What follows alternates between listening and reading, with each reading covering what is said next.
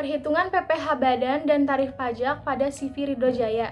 Tarif pajak pada CV Ridho Jaya terbagi menjadi dua, yaitu PPh Pasal 22 dan PPh Pasal 23. PPh Pasal 22 adalah pemungutan atas penghasilan yang dibayarkan sehubung dengan pembelian barang. Untuk objek pajaknya yaitu seperti pembelian komputer, mebel, mobil dinas, ATK, dan barang lainnya. Untuk tarif umumnya yaitu 1,5% dikali harga beli tidak termasuk PPN. PPh Pasal 23 adalah pemotongan atas penghasilan yang dibayarkan berupa hadiah, bunga, dividen, sewa, royalti, dan jasa-jasa lainnya. Contoh objek pajaknya yaitu sewa kendaraan atau jasa-jasa perbaikan, bunga, dividen, royalti, bahkan hadiah. Untuk tarif umum pajak ini adalah 2% dikali harga beli, tidak termasuk PPN.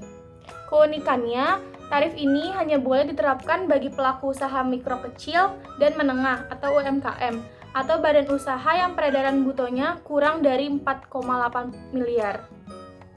CV Ridho Jaya merupakan UMKM dengan omset kurang dari 4,8 miliar.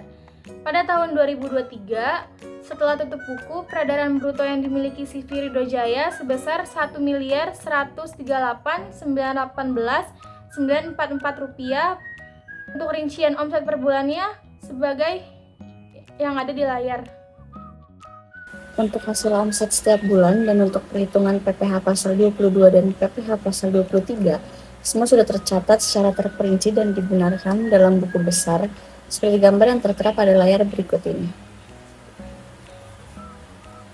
Seperti yang sudah diketahui, untuk menghitung PPh Pasal 22 dikenakan tarif 1,5% dari harga beli. Dan untuk menghitung PPh Pasal 23 dikenakan tarif 2% dari harga jual. Menentukan mana yang menggunakan PPh Pasal 22 dan mana yang menggunakan PPh Pasal 23, cara menentukannya dilihat dari keterangan transaksi yang terdapat pada faktur. PPh Pasal 22 dikurang pengadaan atau mengeluarkan biaya. PPh Pasal 23 jasa atau mengeluarkan tenaga. Semua sudah tercatat di buku besar dan PPh sudah terjumlah, maka akan tercantum secara by system dalam surat pemberitahuan masa pajak, pertambahan nilai atau SPT masa PPN. Lampiran yang ada di layar. Lampiran di atas tersedia kolom DPP di mana isi nominal tersebut berasal dari omset bulanan, dan untuk kolom PPN berasal dari DPP X110. Gambar di atas adalah contoh dari bulan Februari 2023. Setelah semua kebutuhan dari daftar peredaran bruto terselesaikan dan juga SPT masa PPN sudah terperinci, langkah selanjutnya untuk membuat SPT tahunan adalah melakukan perhitungan terlebih dahulu. Di laporan laba rugi, laporan tersebut sudah kami buat sebagai berikut. Dilihat dari hasil laporan laba rugi yang tertera pada layar bahwa pendapatan PPh yang harus dibayarkan pada tahun 2023 sebesar 101.476.000, maka artinya perusahaan wajib membayar PPh kurang bayar tersebut. Laporan yang tertera pada layar juga terdapat PPh Pasal 25 yang harus disetor sebesar 123.840.000 pada tahun 2023. Selanjutnya masuk ke tahap daftar penyusutan dan amortisasi fiskal. Dari hasil penelitian kami dan juru wawancara narasumber bahwa selama tahun 2023 ini tidak ada penambahan pembelian aset berwujud. Yang diartikan bahwa penyusutan tahun 2023 adalah Rp0. Data tahun 2023 ini juga berhubungan dengan data tahun 2022. Kemudian masuk ke tahap terakhir dari perhitungan pajak yaitu laporan posisi keuangan yang dimana aktiva dan pasiva harus balance. Nominal tersebut sudah ada di setiap perhitungan pada layar. Jadi kami hanya memasukkan serta mencocokkan laporan tersebut sebagaimana dengan yang ada di layar. Setelah menghitung pajaknya, maka langkah selanjutnya adalah penyetoran. Seperti yang tercantum dan tercatat pada perhitungan sebelumnya, ada beberapa yang wajib untuk disetorkan. Bila perusahaan kurang bayar, akan dilakukan penyetoran. Namun, bila perusahaan lebih bayar, maka akan dilakukan peretusian. Penyetoran dilakukan menggunakan e-billing. E-billing bisa didapat melalui web DJP sebagai contoh. Ini adalah contoh cetakan kode e-billing setoran PPh pasal 23 yang harus dibayarkan pada tahun 2023 ini. Dan di sini adalah contoh cetakan kode billing setoran PPh pasal 25 yang sudah dibayarkan atau disetor. 3. Pelaporan. Setiap pelaporan dipastikan mempunyai bukti penerimaan elektronik, seperti contoh di gambar. Pelaporan pajaknya melalui e-form. E-form dapat diperoleh melalui web DJP dengan cara mengunduhkan file PDF 2023 yang berisi SPT tahunan.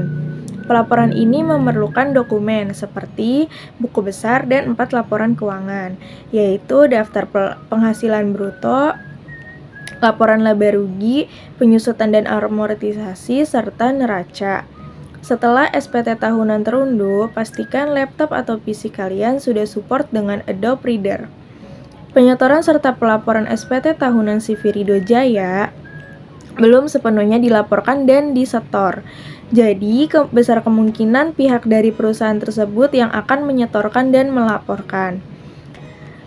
Dikarenakan kebanyakan perusahaan melakukannya, penyetoran dan pelaporannya tidak di awal tahun, melainkan pertengahan bulan, mungkin bisa bulan Maret sampai bulan April, sesuai dengan kebijakan.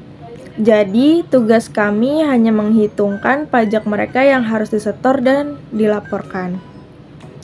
Karena perusahaan belum melaporkan pajak mereka, jadi kami hanya bisa memberikan contoh dari SPT tahunan 2022 dari PDF e-form yang sudah kami terunduh. Ada beberapa lampiran seperti di layar. Lampiran-lampiran tadi biasanya sudah by system, namun ada beberapa lampiran yang harus diinput manual, seperti lampiran di bawah ini. Lampiran-lampiran di atas merupakan contoh isi dari SPT tahunan yang diperoleh dari web DJP, kurang lebihnya seperti itu untuk isi dari e-form SPT tahunan. 4. Penutup.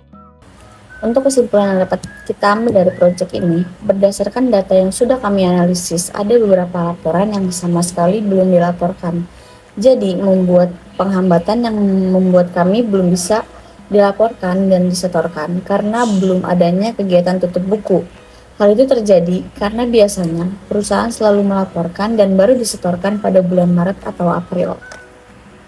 Saran, untuk kedepannya mungkin CV Ridho Jaya diusahakan bisa dapat mempercepat proses setor dan lapor, sehingga pelaporannya nanti juga cepat selesai. Karena adanya kebijakan baru untuk tahun yang akan datang, kemungkinan menggunakan PPh final. Jadi semua laporan bisa dilakukan by system dan membuat tidak terlalu banyak perhitungan. Thank you for watching.